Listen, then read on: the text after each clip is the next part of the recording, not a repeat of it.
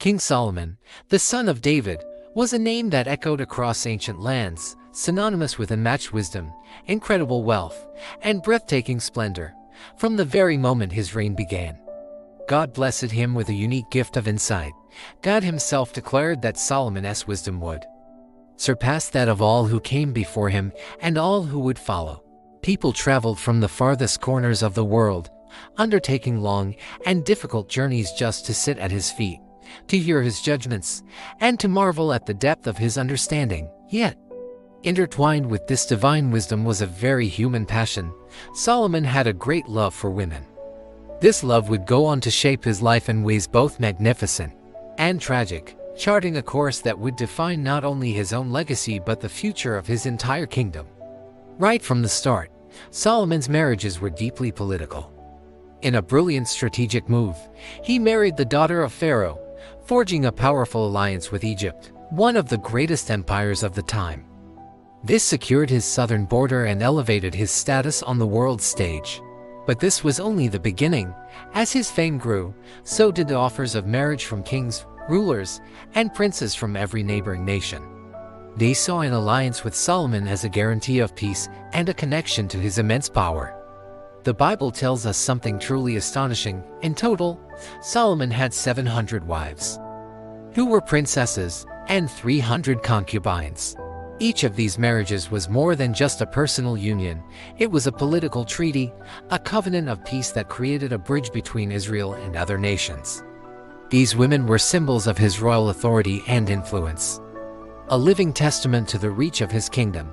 Many of these women came from foreign lands. They were Moabites, Ammonites, Edomites, Sidonians, and Hittites. Solomon's heart was drawn to them, not just for their beauty, but also for the lore of their different cultures, their unique customs, and, most dangerously, their foreign religions. The scriptures make a point to note that he clung to these in love, and this deep affection for many foreign women would eventually become the source of his spiritual downfall. As Solomon aged, the influence of his foreign wives began to take its toll. They slowly but surely turned his heart away from the God of Israel and toward their own gods. He started building high places, shrines, and altars for Chemosh, the god of Moab, and for Molech, the god of the Ammonites, right on a hill facing Jerusalem.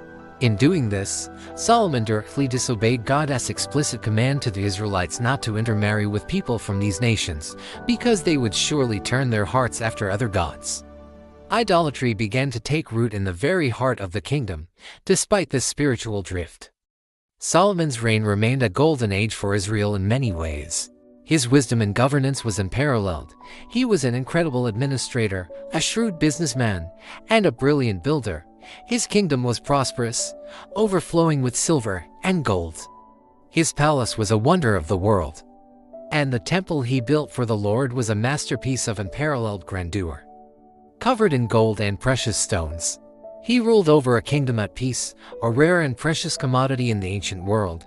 Visitors, like the famous Queen of Sheba, came and were left breathless. She had heard reports of his wisdom and wealth, but when she saw it for herself, the organization of his court, the food on his tables, the splendor of his servants, and the beauty of his architecture, she confessed that the reality far exceeded the fame. She tested him with hard questions, and he answered them all. There was nothing hidden from the king that he could not explain to her. Yet, behind all this external splendor, a quiet sorrow was growing. Solomon's heart was divided.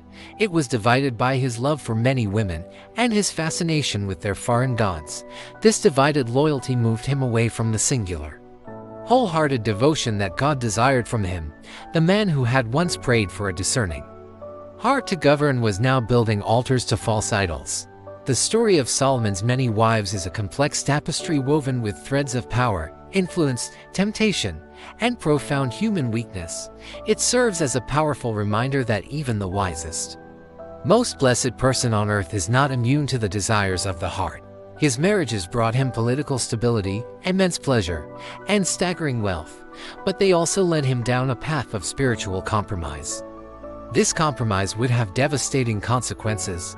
God told Solomon that because he had broken his covenant, the kingdom would be torn from his son. And so it was. After Solomon's death, The United Kingdom of Israel was tragically divided, a division from which it would never fully recover. In the end, Solomon's life is a story of both incredible glory and solemn caution. It shows us wisdom and folly intertwined in a single man. It reveals that God's favor and blessings can coexist with human error and disobedience, but not without consequences. And it teaches us that love, when it is not governed by wisdom and obedience to God, can lead even the wisest astray.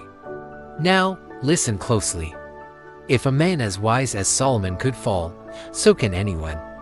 This isn't just a story about a king from thousands of years ago. This is not a message for strangers, this is a warning for believers today. If this word has touched your heart, don't ignore it. Don't just swipe away. Subscribe to the Word TV. And let's walk together in truth, not in compromise. Share this video with someone you know who needs to hear this message, because obedience to God still matters. Thank you for watching.